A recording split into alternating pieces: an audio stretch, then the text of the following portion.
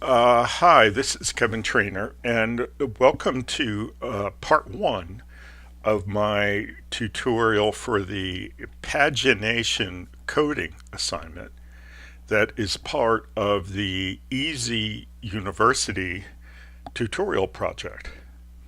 In part one, what we're going to be doing is loading more test data in anticipation of adding pagination features to the instructor list and the student list. Now, right now, we don't have enough test data to get to a second page, and we don't really want to do that by hand. So let's take a look at the state the system should be in. So if we go to the navigation links and we click on instructors, we can see we've only got 4, and your test data you may have a couple more, but you certainly don't have you probably don't have enough to get to a second page of instructors. And the same for students. So if we click on students, I've got 6 of them. So again, we're not going to get to page 2. And the pagination features that we're going to add over the course of this coding assignment are substantial and pretty fancy. And really, to do them well, to test them well, we're going to want a bunch of instructors and a bunch of students. What we're going to do is we'll do the instructors together, and I'll leave you to do the students on your own. Okay? But what I'm going to do in order to speed you along is I've given you the code to create the test data in your starter files for part 1. Okay, so let's take a look at that. Okay, so let's not take a look at that quite yet. Okay, you'll recall that the last thing that we did is we did a pretty elaborate migration on the semester schema and data. Okay, and we have a whole new database design that's a more normalized and all that kind of stuff. So it's certainly a better design. Now, here's what we're going to do to load the new test data. To load the instructor data, we're going to create a data conversion, a data migration. Okay, so we're going to have another migration that's going to load instructor data. To do the student data, we're going to have a data migration for student data. One of the nice things about the migrations is you can apply them forward or you can back them out.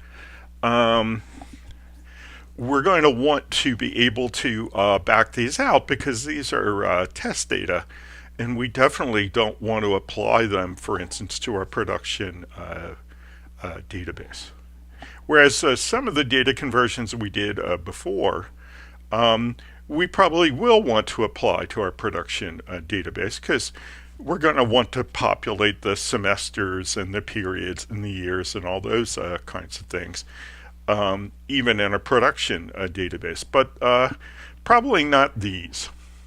So it's a nice feature that you can apply them forward and backward. Now, one of the things I discovered when I was doing my practicing for this is that even though we did a really nice migration on which shows here as migration 7, we left a couple of database changes on the table. And how did I discover that? Well, I did this.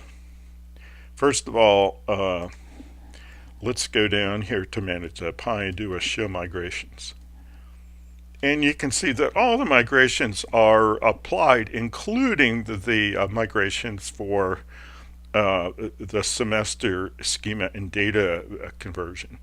So that should mean if we did everything that we had to do in that one, if we did make migrations for course info, there shouldn't be any changes that have been made to the model that haven't been applied to the external database. Well, let's watch. We say this, and guess what? There are 3 changes that still had to be made. Let's see what those were. So I'm going to go to this auto-generated migration 0008. Let's open it up.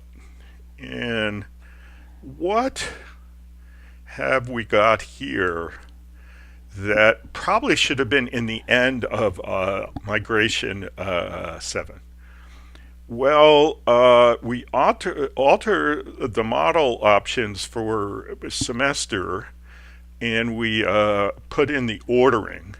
So we had left that out, and it looks like we should have included that. Then we alter field semester, and why exactly it's doing this I can't tell, because this looks pretty darn close to what we had in our migration. Except for the order of the parameters, but I'm going to have to figure that out going forward. And then the last one is that again we altered the field. These two, period and year, these look pretty close to what we put through, and yet it doesn't seem to be doing exactly that.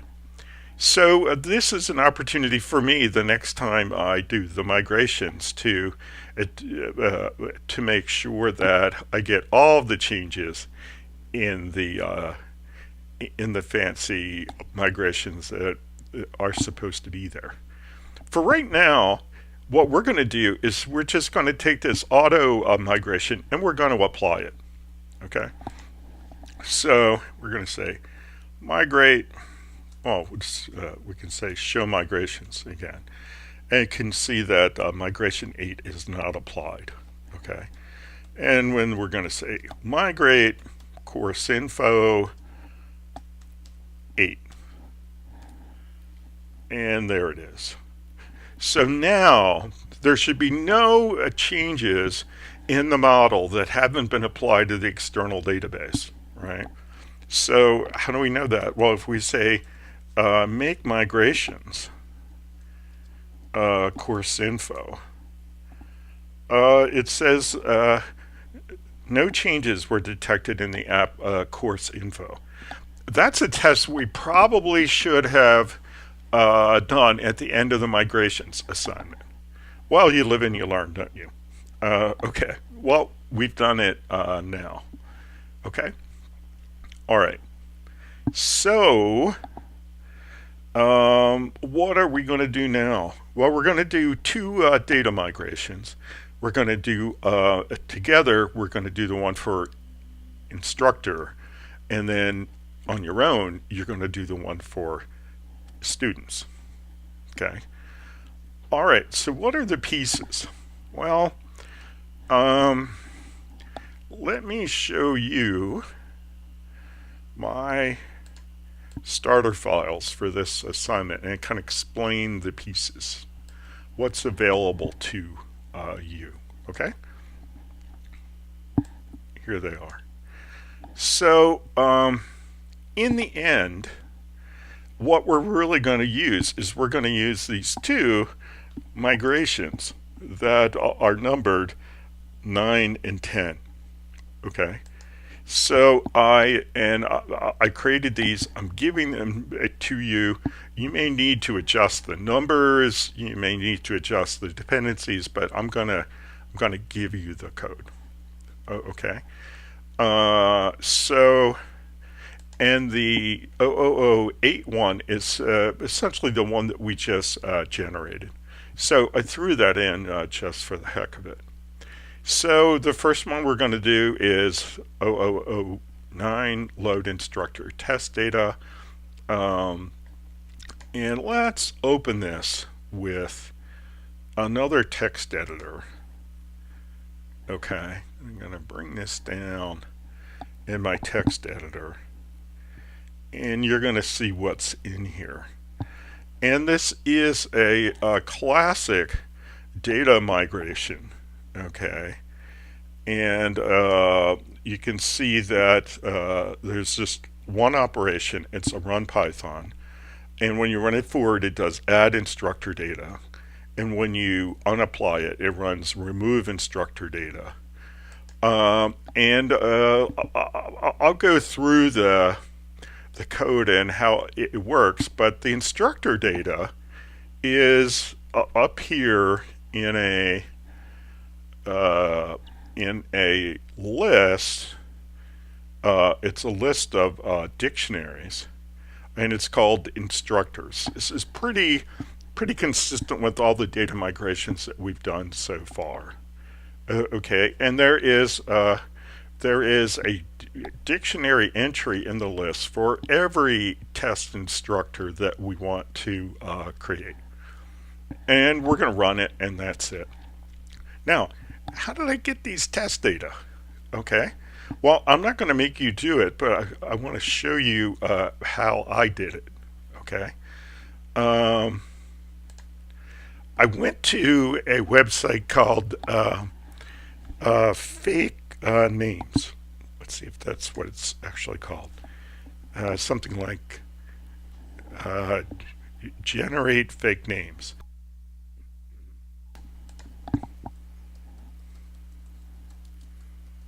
Fake names. And there's a couple of them. I think this is a big one. Fake name generator. And you can tell it what you want, and it generates a list of names. Again, there are a couple of alternatives here. And what I did is I generated 125 fake names. And I saved them in a text file that I call test instructor names .text. So let's open that with my favorite text editor. And you'll see here that I've got these first and last combinations. Leonard Buckland, Megan Vance, Blake Ferguson. Now, when I generated this, I think the only name choices available were kind of British. Okay, when I just looked at that generator that I showed you now, there were some for different countries and cultures, but we're going to go with the British ones. And how many are there? Well, there's 125. Okay, so if we have 125, that's going to generate 6 pages, 5 or 6 pages um, worth of instructors, and that's going to be just fine. Now, I did the same thing for students, so I have a parallel file for student names, and if you open up that, you'll see the student names. Okay, so pretty good. They're relatively random, and probably they're not going to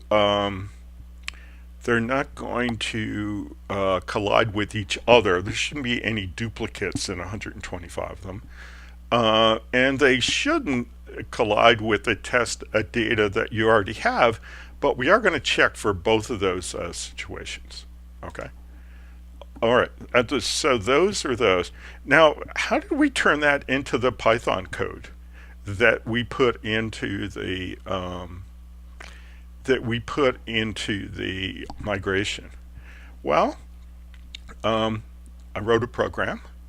The one for the instructor data is called generate instructor test data.py. Let's take a look at that. Okay, and let's make that a little bigger. Okay, so what I did is I read the names in from the test instructor names.txt file. I wrote them out to instructor names python code.txt, and I opened the files, and then I said for line and in file. So for each line that has a test name on it, I split the line into the first name and the last name, and I print the structure that is going to go into the migration. Okay, so what does the output of that look like? Well, it looks like instructor names Python code .txt. So let's open that one and take a look. Okay, and these are just the this are the interior parts of the list of dictionaries that have the input data for the instructor names. And I have a corresponding program called generate student test data, and I have an output file, student names Python code. And if you open that, you'll see that we generated the Python code. And what I essentially did is I copy pasted this Python code into the appropriate migration, right? So if you have to generate a lot of test data and you have to load it, what I'm going to recommend is you do it with a data migration. And you take the same approach to data migrations that we've been taking, that we took in the last of the coding assignments, and that you use whatever free tools you can get to generate the data, and then you use Python to build the code that you're going to insert into the data migration program. Okay, and so what I get left with are two migrations. Load instructor test data and load student test data. And again, I've given them both to you in the starter file because I just want you to hook them up and to run them and understand how they work. When you're working on your own project, you get plenty of opportunity to generate your own test data. So I'm not going to burden you with doing this now. Okay, so let's look at load instructor test data. Let's open that with my favorite text editor, and let's look at this. And this is let's see. So we have we have the construct in the beginning. We have the list, which has the name of a constant. Okay, and then we have this hard-coded list where I plunked in all the code that I generated for the instructor names. Okay, in the migration itself, I've got the dependency. Okay, we'll see how we're going to generate that in a minute. And then we have one operation, so I run Python. So the forward is add instructor data, and then the backward is remove instructor data. And that's just it. So pretty straightforward stuff. And then again, we'll go through the code. And we've got a similar thing for the student. So what am I going to do? Well, I'm going to open up the load instructor data one here because I'm going to copy paste. I find this works the best with copy paste. Okay. You can, if you want, you can copy the whole file into your project. But what I'm going to do instead is this.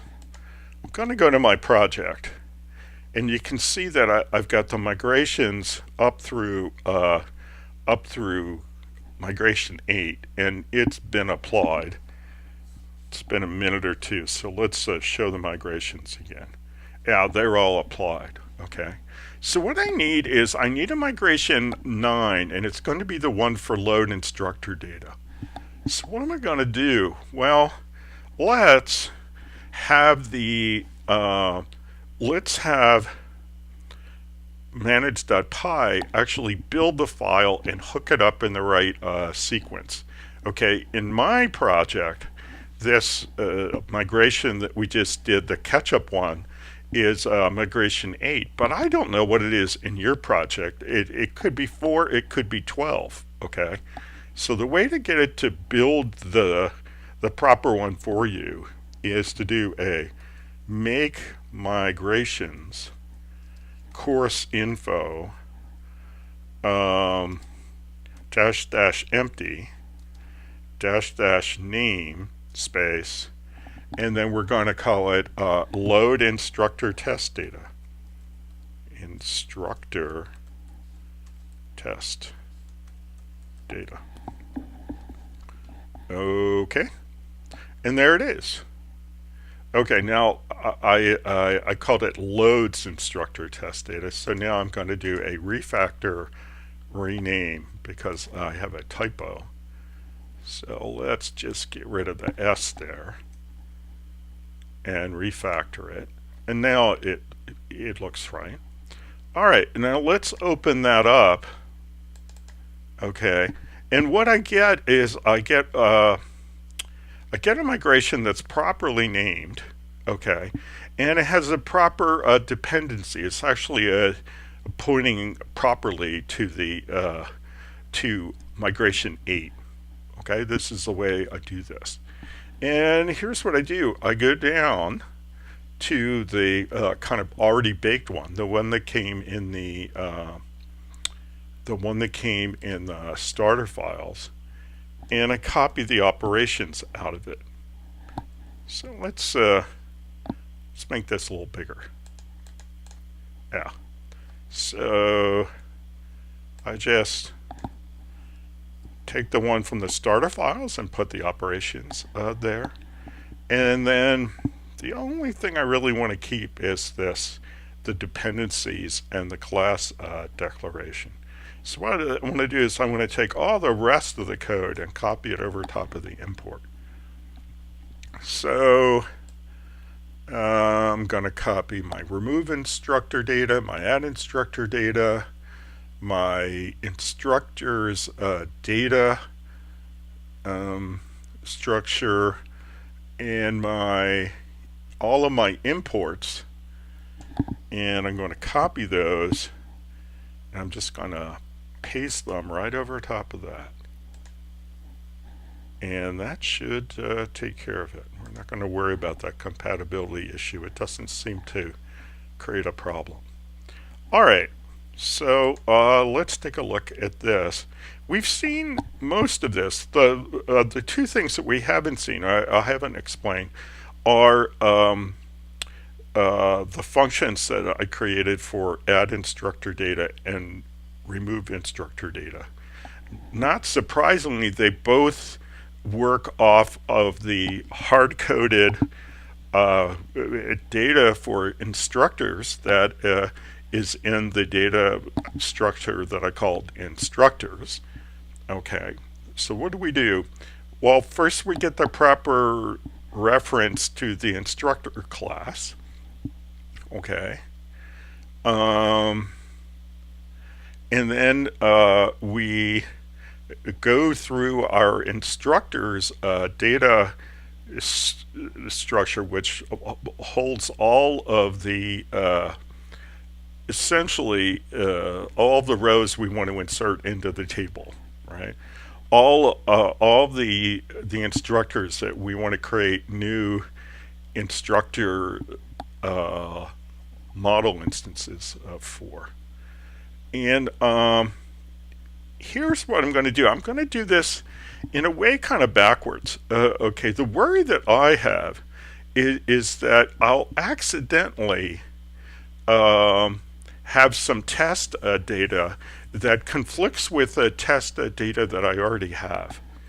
Okay, and so what I do is that I I try this. Okay, um, and and I assume that I'm creating a duplicate.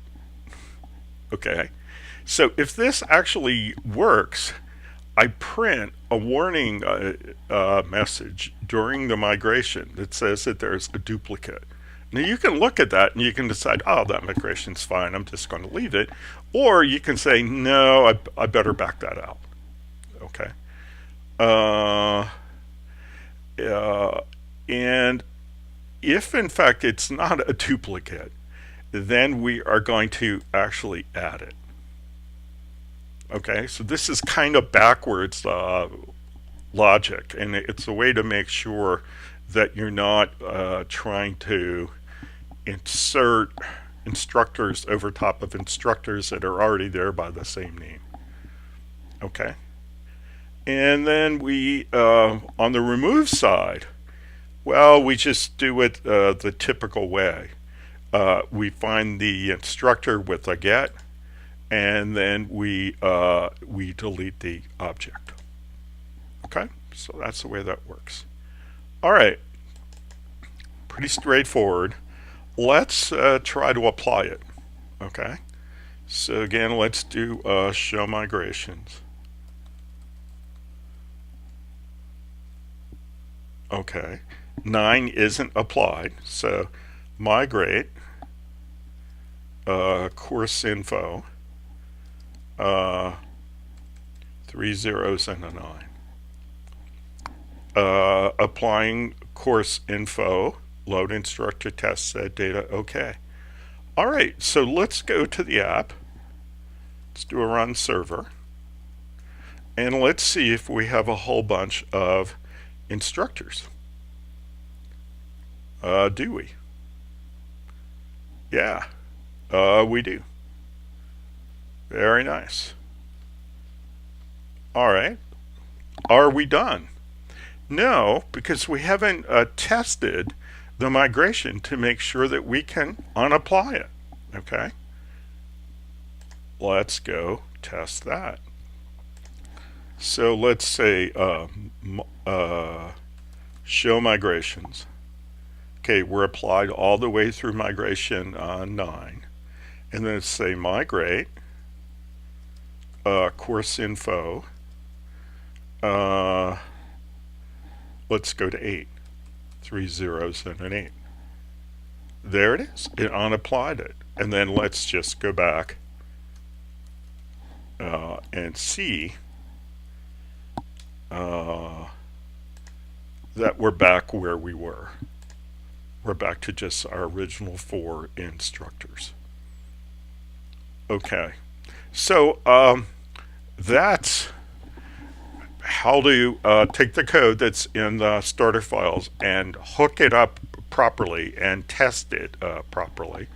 Okay, now what you're going to want to do is you're going to want to do the parallel activity on your own for students. Okay, remember that you need to be able to test the migrations for the data loads both forward and backward. Okay, this is particularly interesting for us because, like, when we're trying to test our code for pagination, we want to be able to test it when we've got multiple pages and when we don't. We want it to behave the right way when we don't. Okay, so we're going to want to be able to go forward and go backward. Okay. Um, Eventually, okay, we're probably going to want to take these migrations uh, out of our group of migrations. Okay, we're probably going to want to unhook them. Okay, we definitely are not going to want them to be part of the migration into the production database.